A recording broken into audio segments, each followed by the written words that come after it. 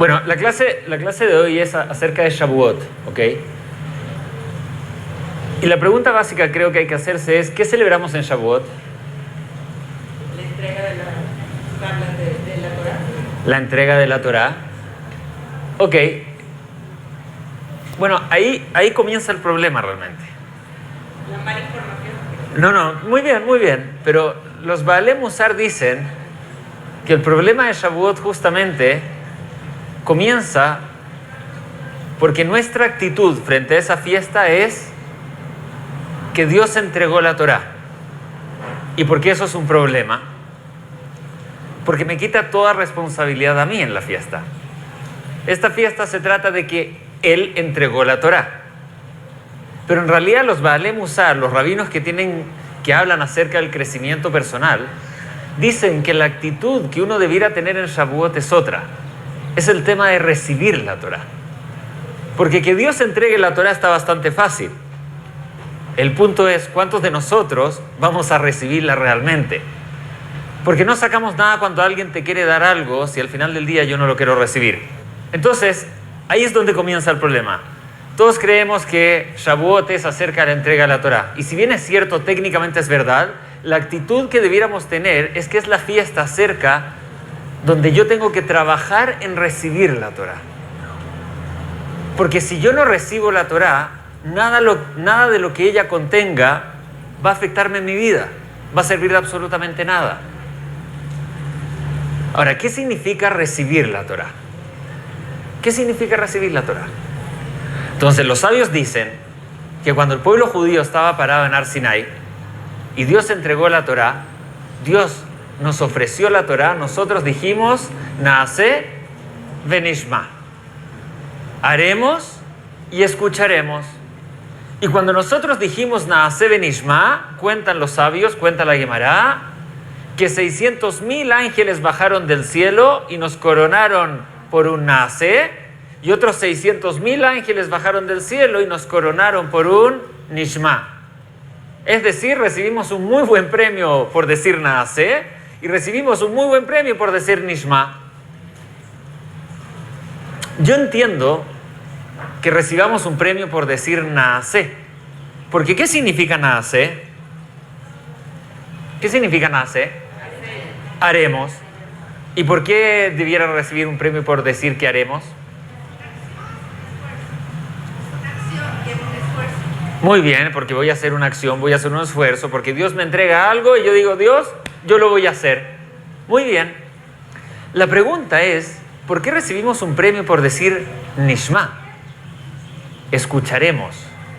¿Acaso el Nishma no está implícito en el Naaseh?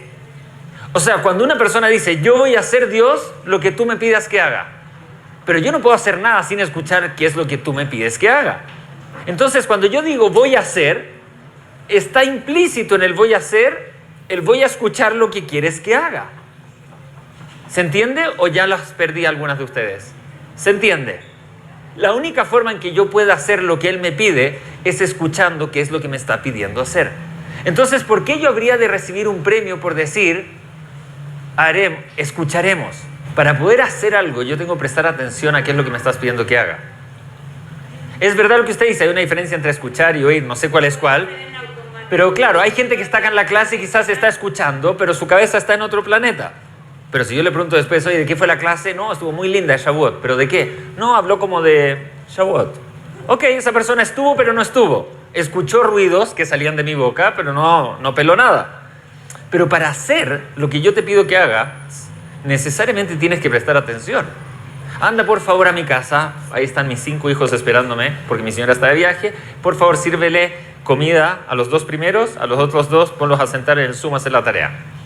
¿Lo puedes hacer? Sí. ¿Por qué? Porque me escuchaste. Ellos dijeron, haremos. Cuando yo digo hago es, dime qué quieres que haga y lo hago. ¿Por qué entonces recibimos un premio por Nishma? ¿Qué es lo que los Jajamim dicen? Y ojo, porque si escuchan los próximos 3 minutos ya se pueden ir, porque de eso voy a hablar en esta clase, ¿ok? ¿Qué significa Nishma? Nishma significa que vamos a aceptar una vida de constante crecimiento. ¿Qué significa eso?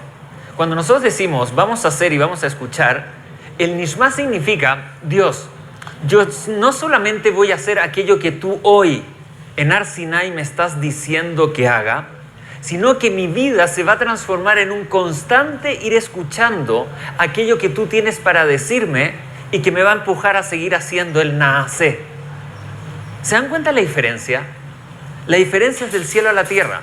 Y es una diferencia que nos compete a todos los que estamos acá. Y explico por qué. Todos nosotros en la vida hemos dado un salto de crecimiento espiritual en algún momento. Normalmente esos saltos de crecimiento han sido dados por situaciones que nos han ocurrido, o porque me casé, o porque tuve un hijo, o porque falleció un ser querido, o porque me gané la lotería, o porque me fui a vivir a Israel. Han habido circunstancias en nuestra vida donde nos han empujado a dar un salto de crecimiento.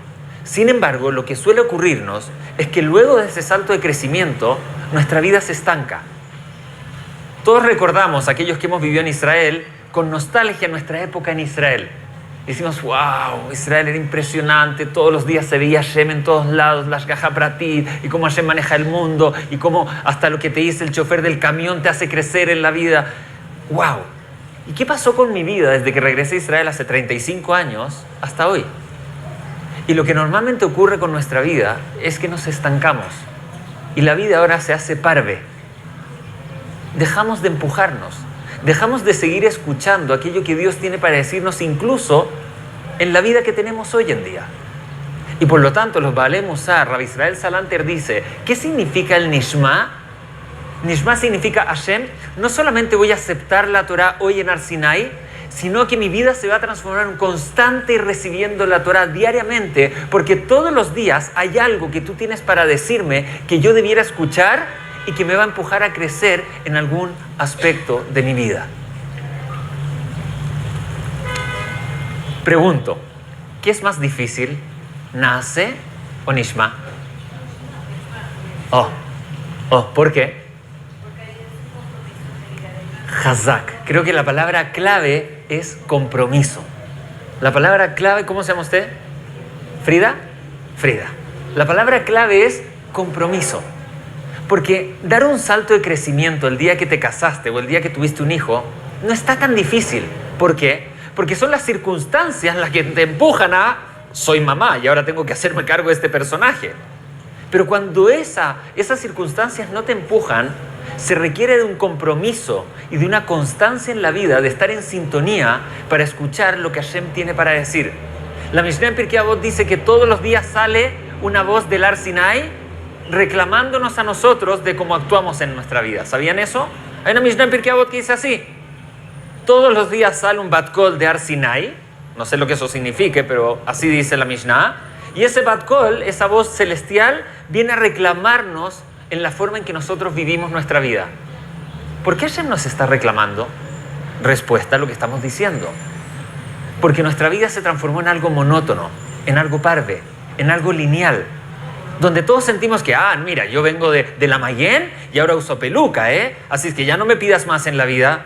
No, yo vengo de la TID y ahora respeto Shabbat, no me pidas más en la vida, yo vengo de la Yeshiva y ahora, no sé, acorté mi peluca, así es que no me pidas más, Y todos nosotros sentimos que donde sea que estamos parados, ya lo hicimos. Y es interesante porque todos, y me incluyo, sentimos que donde estamos bien. Miramos alrededor y vemos gente que está mucho peor que nosotros. Salimos a la calle y vemos ahí los carteles del gurú de la moda. Decimos, Shema Israel, yo estoy bastante mejor que él. Y vemos carteles y vemos escuelas y escuchamos cosas de gente y decimos, not so bad, no estamos tan mal. Y esa actitud nos hace el dejar de escuchar en la vida. Dejar de escuchar lo que Hashem tiene para decirnos, porque lo que Hashem nos dice constantemente es, donde sea que estás parada, no es suficiente. Siempre hay algo más donde tú te puedes empujar y dar un salto de crecimiento. Esto que usted dice, Frida, de que el Nishma es más potente incluso que el Naasé, tiene su fuente en el Midrash, ¿ok? El Tana de Eliyahu hace una pregunta que a mí me marcó la primera vez que lo leí. El Tana de Eliyahu hace la siguiente pregunta: ¿cuál Lech Lecha es más preciado para Hashem? ¿El Lech Lecha me Artzeja que Hashem le dijo a Abraham Avinu, ándate de tu tierra al lugar que te voy a decir? O el segundo lej leja que le dijo Hashem a Abraham, que fue cuando le pidió que sacrifique a su hijo Yitzhak. 2 lej leja. Ándate de tu tierra, sacrifica a tu hijo Yitzhak. Pregunta el Midrash, ¿cuál de los 2 lej leja es más preciado por Hashem? No, el primero. El primero, O sea, soy al revés. El del hijo. el del hijo. ¿Cuál es su nombre? Judith. ¿Por qué Judith? Porque pesa más sacrificar a tu hijo que Judy dice, jajam, ¿acaso hay que hacer la pregunta? Como usted no tiene hijos, jajam, casi dijo que tiene 5. Sacrificar a tu hijo versus ándate a vivir a, no sé, a Perú. Ok, me voy a Perú, pero mis hijos son mis hijos, ¿verdad? Si lo que Judy dice es verdad, entonces, ¿por qué el Midrash hace la pregunta? Si es obvio para Judith y para David y para Juan y para Pedro y para todo el mundo, es obvio que el segundo lej leja es mucho más fuerte que el primero, entonces ¿por qué surge la pregunta? Uno no hace una pregunta donde la respuesta es obvia para todos, deja de ser pregunta. ¿Se dan cuenta? Pero si el Midrash está haciendo la pregunta, es porque aparentemente la respuesta no es tan obvia. a lo mejor no es obvia para todos. Bueno, si eres una persona sana mentalmente y amas a tus hijos, debiera ser más o menos obvia. Pero el Midrash no está hablando de gente con trastornos mentales, está hablando de gente normal. ¿Cuál es más obvio? Es obvio que sacrificar a tu hijo es una prueba mucho más grande que el lej leja de irte de tu casa. ¿Por qué surge la pregunta entonces? El Alter Miquel responde a la pregunta y dice lo siguiente. Al final el Midrash dice que el segundo lej leja es más preciado por Hashem. Es decir, sacrificar a tu hijo es una prueba mucho más grande que irte de tu tierra. Pero ¿por qué surge la pregunta? Dice el Alter Miquel, porque no es tan obvia la respuesta. ¿Sabes por qué no es tan obvia la respuesta? Porque irte de tu tierra tiene un aspecto muy, muy difícil que sacrificar a tu hijo no tiene. ¿Cuál es ese aspecto? Miren qué potente lo que dice el Alter. El Alter dice así. Cuando Dios le pide a Abraham sacrificar a tu hijo, ¿cuánto tarda esa prueba en realizarse? En tiempo real. Adela. 20 minutos en lo que fue, enterró, shejitá y se va. Ok, 20 minutos, yo diría incluso hasta menos, porque es listo, ¿verdad?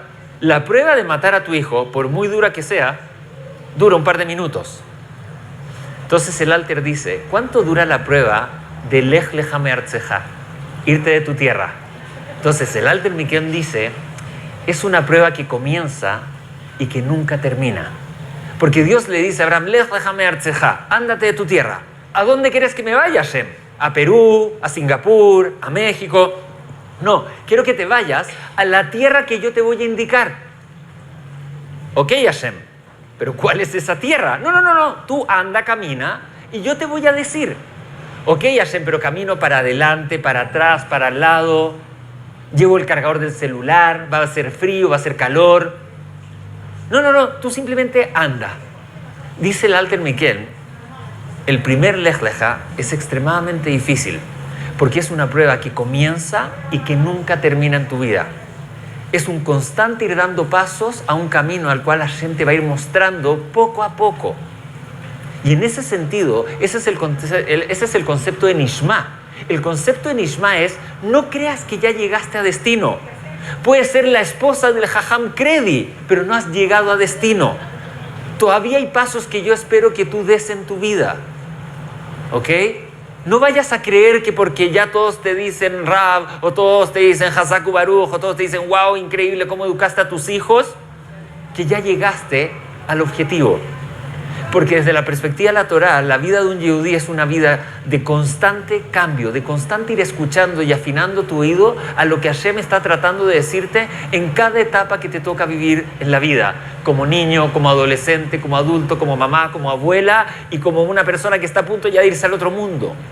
Es lo que siempre le digo a los señores, a los viejitos de Sha'arei Shalom cuando les doy clases. Muchas veces me dicen, ¡ay, qué linda su clase, jajam! Pero yo ya estoy viejo para eso.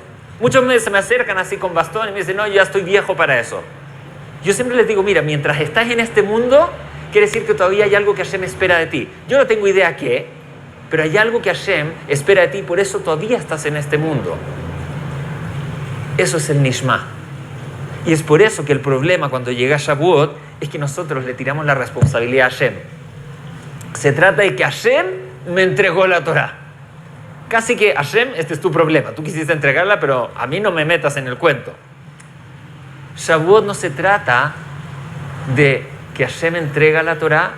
Shavuot es una fiesta que nos debiera empujar a nosotros a estar constantemente en nuestra vida recibiendo la Torah. Esa es la boda de Shavuot.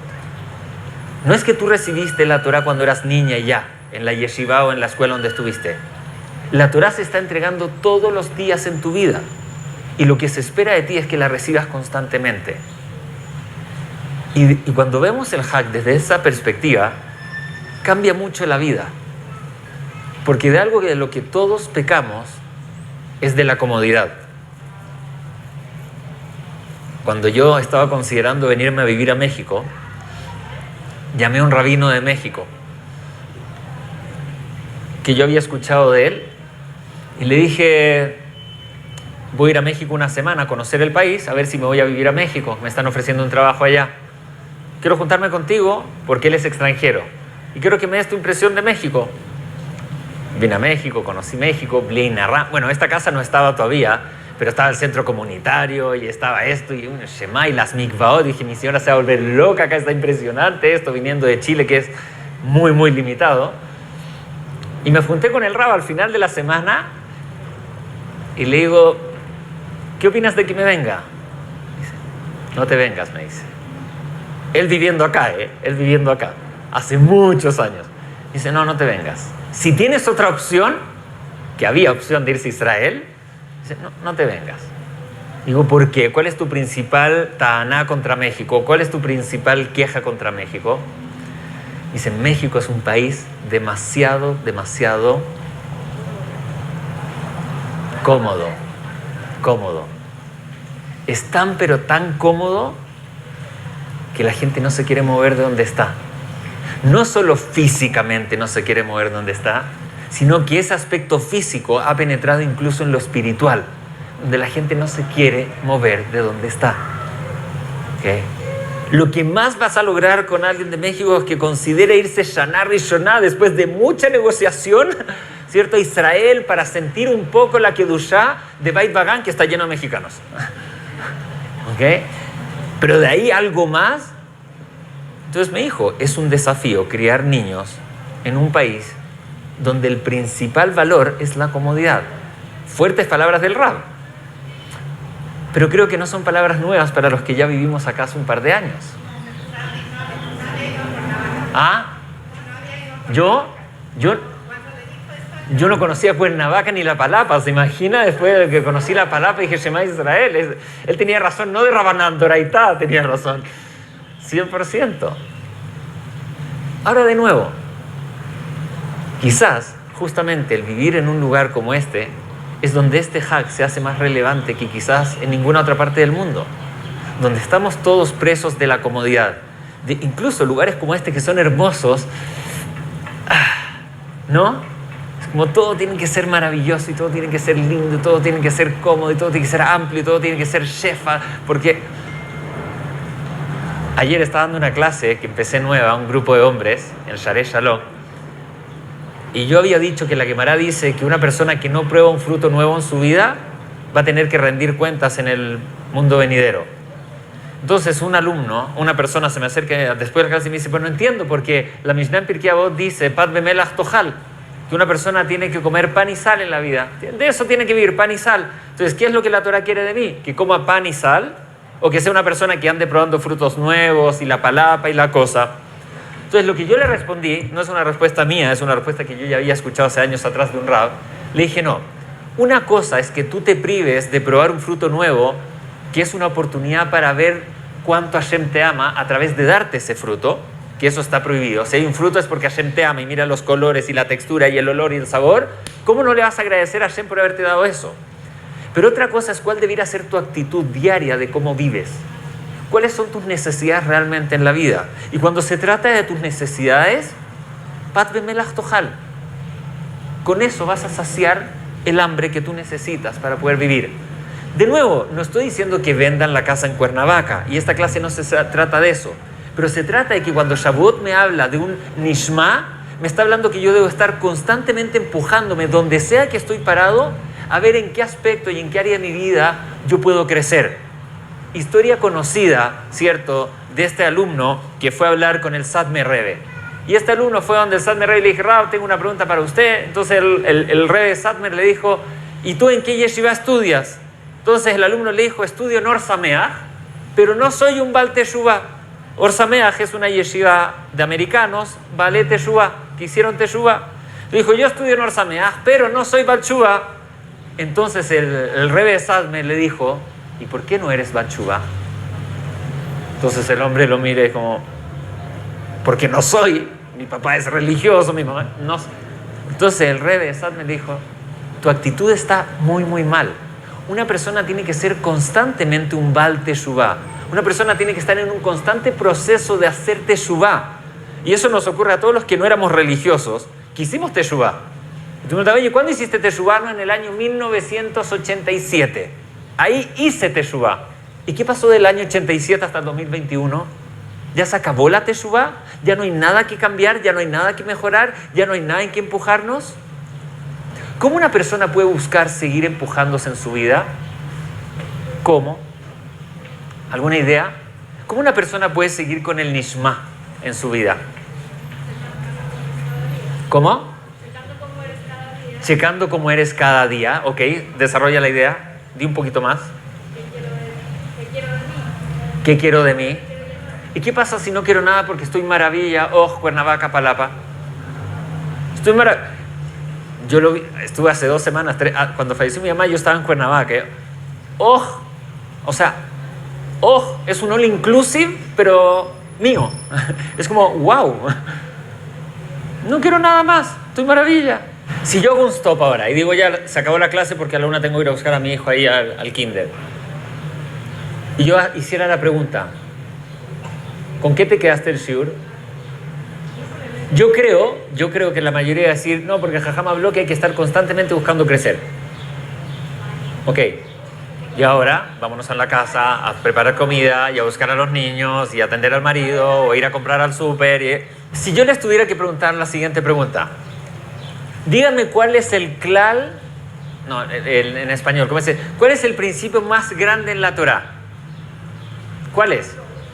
De hecho está escrito y tiene autor, y ustedes quizás lo han escuchado 1000 veces. Amarás a tu prójimo como a ti mismo. ¿Quién lo dice? Rabbi Akiva. Ese es el principio más grande en la Torah. ¿Están de acuerdo, sí o no? Bueno, Jajamim no están tan de acuerdo. Hay un mahloket. ¿Sabes lo que es un mahloket? Hay una discusión si es que ese es el principio más importante en la Torah o no. Dice Rabbi Akiva, Ve'ahavta l'reja kamoja. Dice Ben Azai, Ele toldot Adam. ¿Sabes lo que significa Ele toldot Adam? Estas son las generaciones del hombre. ¿Con cuál se quedan de los 2 principios? ¿Pero qué más dice? Ele toldot Adam. Eso es el pasú. Muy buena pregunta. Y es por eso que les pregunto, ¿con cuál de los 2 principios se quedan ustedes?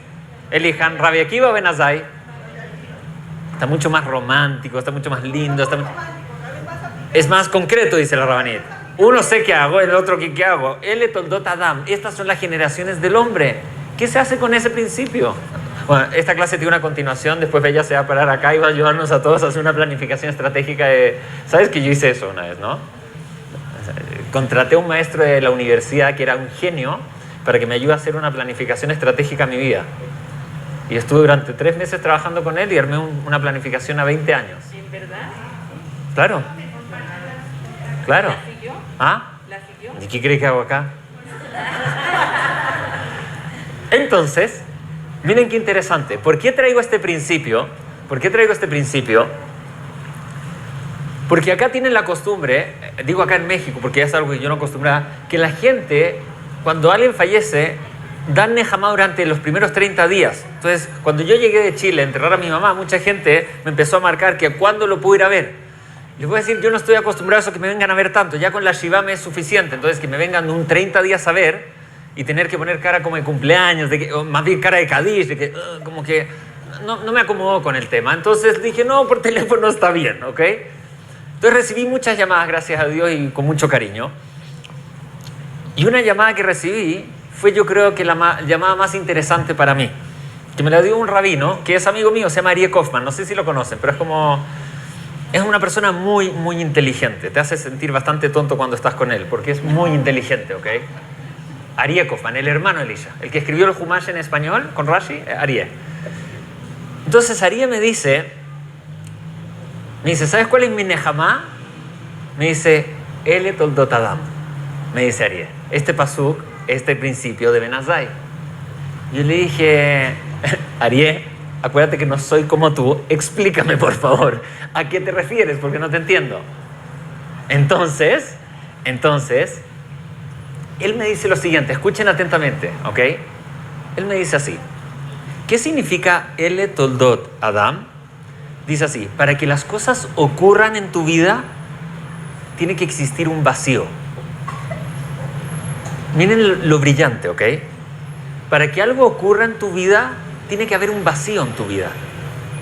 Ejemplo, cuando tú bajas y abres el refri y sacas un chocolate para comer, ¿por qué lo hiciste? Porque hay un vacío.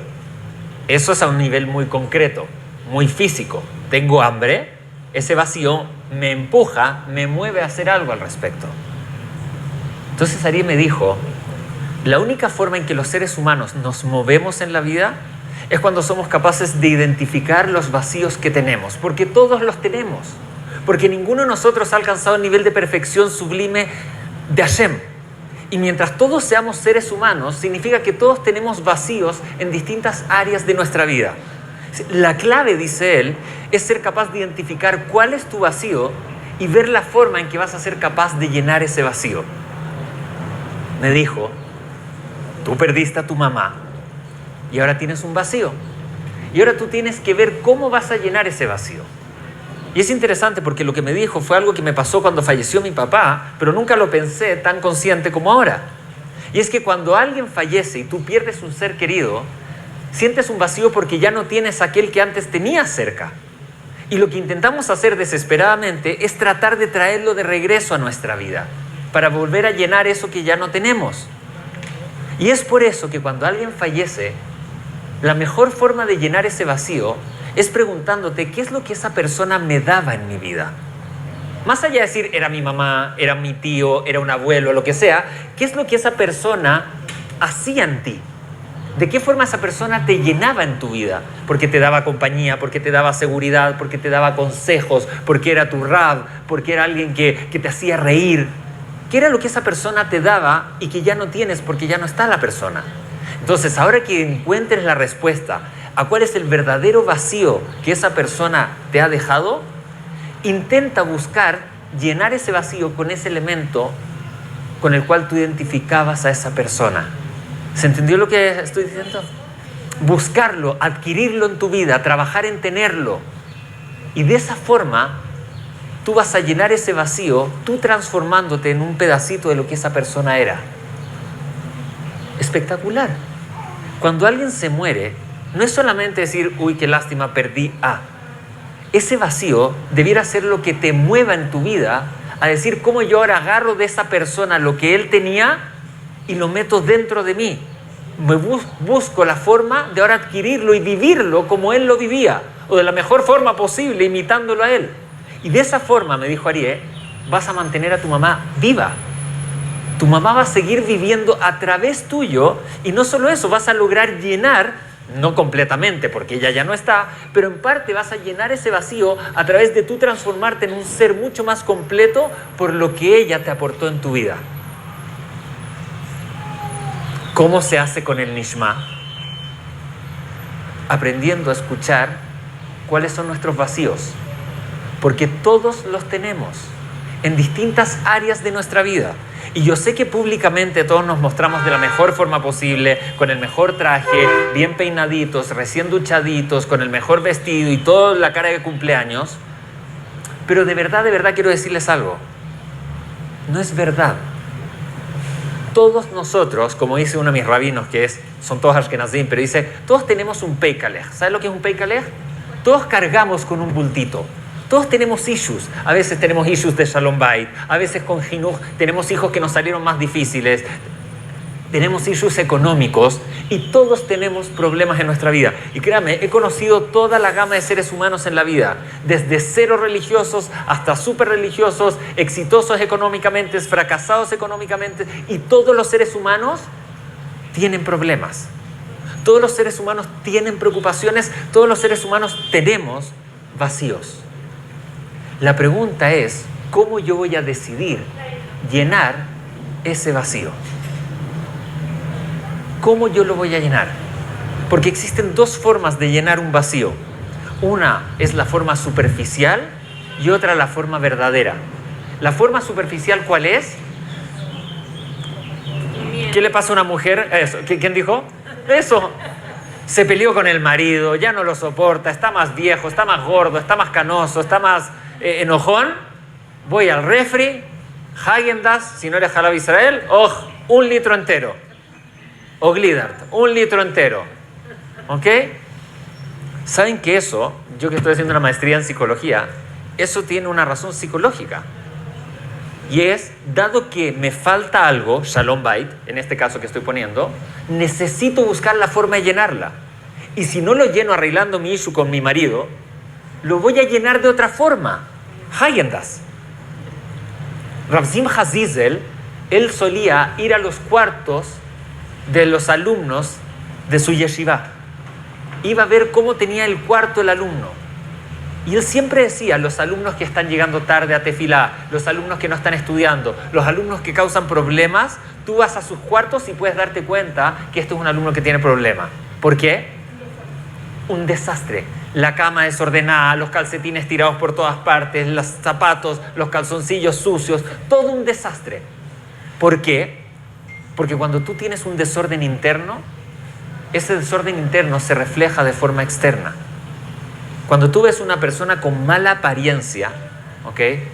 En verdad es el reflejo de algo mucho más profundo, si haces una segunda lectura.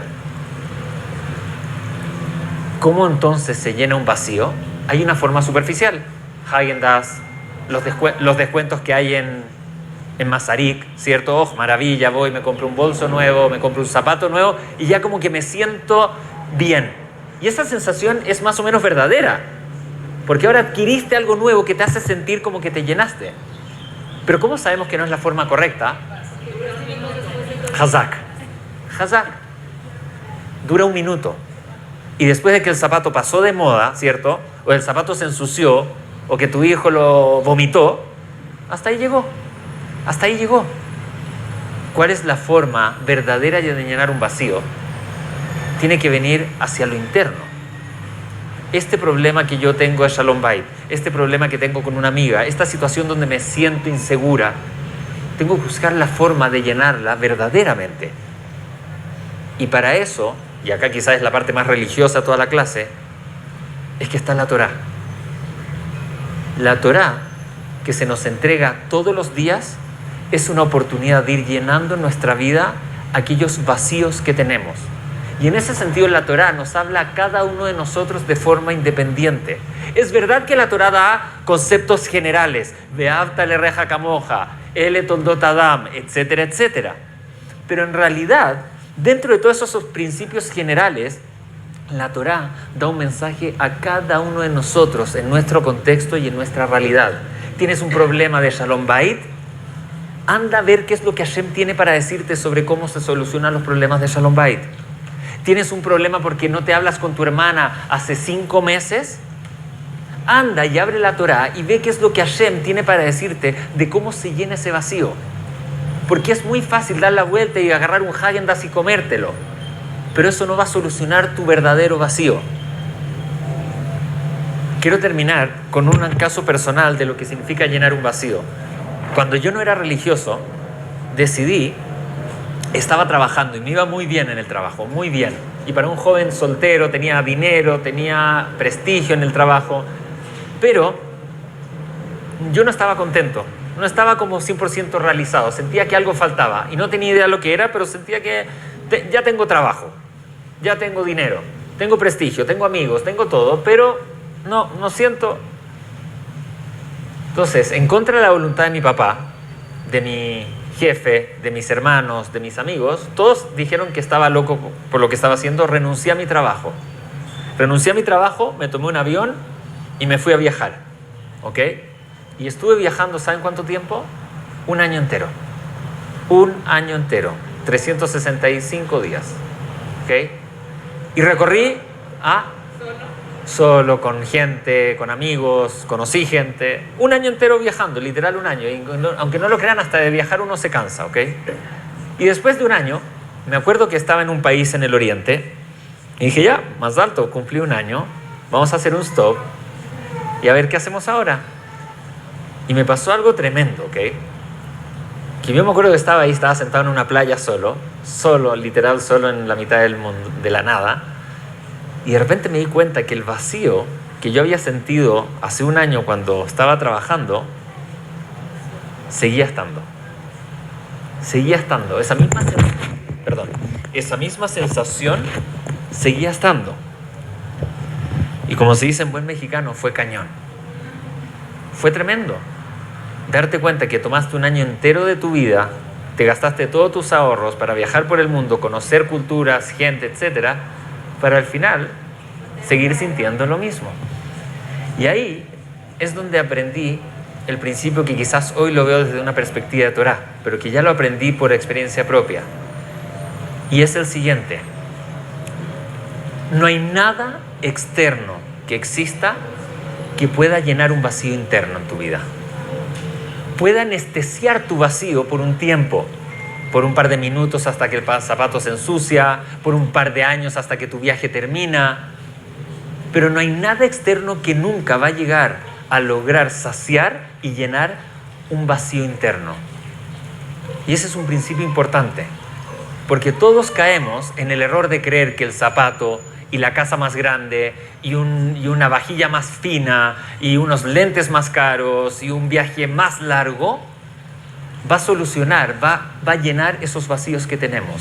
Y no es verdad, porque esos vacíos internos tienen que ver con el alma, y no hay nada físico y material concreto, por caro o bonito que sea, que va a lograr llenar tu alma de forma verdadera. Y es por eso que la única forma que tenemos de llenar un vacío interno es a través de nutrirnos, a través de espiritualidad, de llenar nuestra alma. Y eso tiene que ver con atacar el problema de forma verdadera, honesta, sincera, y ver cómo esta situación de Shalom Bait, económica, de problemas, de discusiones, son oportunidades que Hashem nos pone en nuestro camino para ser personas más completas. Si yo salgo corriendo en mi Shalom Bait, yo sigo siendo la misma persona. Si yo enfrento mi problema de Shalom Bait, lo hablo y me busco empujar para solucionar este problema de Shalom Bait, yo voy a salir del problema de Shalom Bait siendo una persona completamente diferente. Una persona más sabia, una persona más sensata, una persona más humilde, una persona más empática, una persona más inteligente. Y cuando una persona logra ser más inteligente, más sensata, más humilde, más empática, es una persona que llenó un vacío, adquirió un nivel de perfección. ¿Y qué es lo que Hashem te diría? Si yo fuera Hashem al menos, que no lo soy, pero si yo fuera te diría, Hazak u'Baruch. Eso se llama Nishma. Es tener una actitud de estar constantemente escuchando lo que Hashem te está diciendo para que te empujes a reconocer ese vacío y llenarlo de la forma correcta.